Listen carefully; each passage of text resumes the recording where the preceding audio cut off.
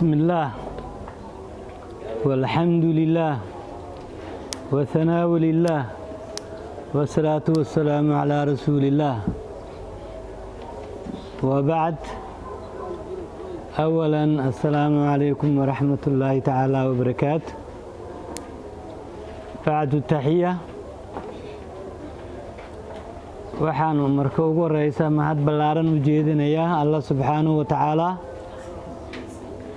marka xigana taliyaha xarunta barbaarinta caruurta booliska Soomaaliyeed taliye ama Generaal Cali Xirsi Bare Generaal Cali Gaab oo har iyo habeen iyo maalin saacad kasta ka fikira caruurtaana caafimaadkooda waxbarashadooda cuntadooda jiifkooda waxaan leenahay garabkaaga ilaha galo. waxaan kala mahad ballaaran u jeedinayaa hay'adda IHAD oo caruurtaan agoomanka ugu deeqday soonkaani ramadaanka ah tartan agooneed tartan isboorti ah iyo dhar ciid waxaan hadda soo daba socdo xawlo iyo buskud iyo ari. marka insha Allah waxaan leenahay ajir iyo xasanaad Ilaahay idinka siiyo. wax la bixiyo waxa ugu qeyr badan in wax la siiyo agoomanka. sidoo kale muslimiinta lacagtooda ee ku nool dalka Jarmalka ee soo aruuriya lacagtooda ugu deeqay agoomanka waxaan leenahay Ilaahay ajir iyo xasanaad idinka siiyo. intaas in ka badan waa idinka sugeynaa waayo xoolaha aad leedahay adigu intuunida intaad joogtid waxaad ka leedahay saddex qaybood.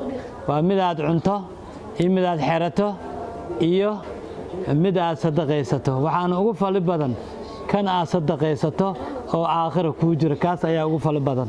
marka waxaan ku dhiirigelinayaa muslimiinta Jarmalka ku jooga iyo muslimiinta kale qaaradaha kale ee Yurub Faransiiska kuwa jooga kuwa Ingiriiska jooga ee muslimiinta ah in ay la soo xiriiraan hay'adda IHAD oo howlo badan ay ka wadato halkan oo agoomankana wax siiso kuwa barakacayaashana wax siiso iyo dadka tabaalaysan. marka saa daraadeed waxaan leenahay hala soo xiriira hay'adani. halkan waxaa wakiil kaga ah Faadumo IHAD iyo Maxamed Faarax محمد إيهاد فاضل إيهاد محمد إيهاد iyo Faadumo IHAD.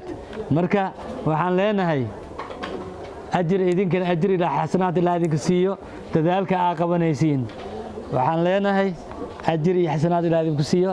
inta in ka badan waan idinku sugeynaa haddii alla yiraahdo.